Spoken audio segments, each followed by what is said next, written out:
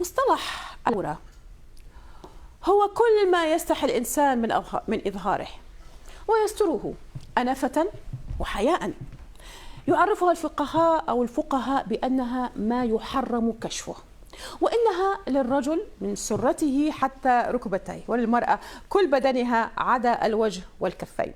وعليه جاءت الأوامر في الشريعة بستر العورة في العديد من النصوص. لماذا نتحدث عن العورة الآن؟ لأن هناك الداعية الإسلامي أحمد الغامدي، وهو المدير العام السابق لهيئة الأمر بالمعروف والنهي عن المنكر في مكة، طبعا في المملكة العربية السعودية. كان له رأي في ما هي العورة تحديدا. ذلك الرأي طرحه في مقابلة ليثير بعدها تفاعلا وجدلا واسعين خلال الأيام الماضية.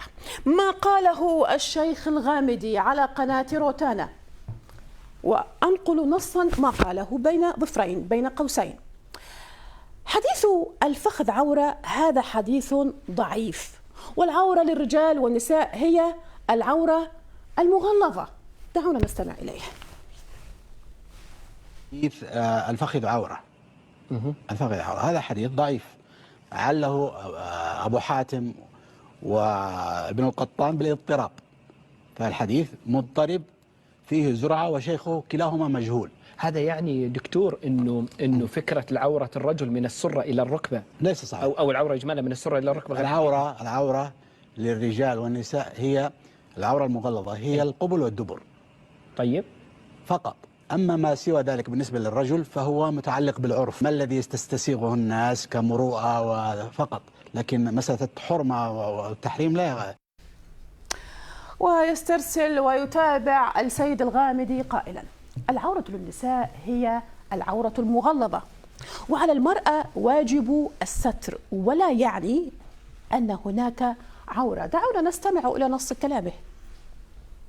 هناك العورة المغلظة وهناك ما يجب عليها أن تستره، لقول الله تعالى: ولا يبدين زينتهن. فإذا المرأة هناك شيء يسمى واجب الستر ولا يعني أنه عورة. طيب بالنسبة لحديث الفخذ اللي تقوله الآن، نعم. يعني هذا يعني أن ظهور فخذ الرجل نعم. ليس من ضمن العورة شرعا؟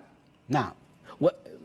ولا يوجد نص شرعي على حدود العورة بهذا لا، بل هناك يعني ثبت أيضا أن الرسول صلى الله عليه وسلم حسر الإزار عن فخذه. الفخذ لم يثبت عنه النبي صلى الله عليه وسلم أنه قال أن الفخذ عورة، فالحديث هذا ضعيف، بل ثبت أن الرسول صلى الله عليه وسلم انحسر الإزار عن فخذه. إذا تصريحات الغامدي حول الفخذ ليس عورة، وعن العورة بشكل عام، وأيضا حول عدم ثبوت صيام يوم السادس من أيام شوال في تلك المقابلة، أثار الكثير من ردود الفعل على المنصات. دعونا نأخذكم إلى عينة من المغردين. محمد الضويان محمد يقول: لذلك أعتقد أننا بحاجة ماسة وعاجلة لصدور ما تكفل به ولي العهد سمو الأمير محمد بن سلمان من تبني مشروع إعداد مرجع موثق بالأحاديث النبوية الصحيحة. أما هنا تدوين لمحمد زيد. طبعا يقول محمد زيد: طبعا هم هكذا دينهم على هوى الحاكم مهما أراد، وهذا ديدنهم منذ القدم. أما هنا تدوين لهادي يقول: الغامدي لم يخطئ، بل أصدر فتواه هذه بحسب مقاييس من؟ بحسب وجهة نظر هادي مقاييس محمد بن سلمان الجديدة. والغامدي هذا ليس من العلماء ولا حتى داعية، هذا كان مدير فرع هيئة الأمر بالمعروف والنهي عن المنكر.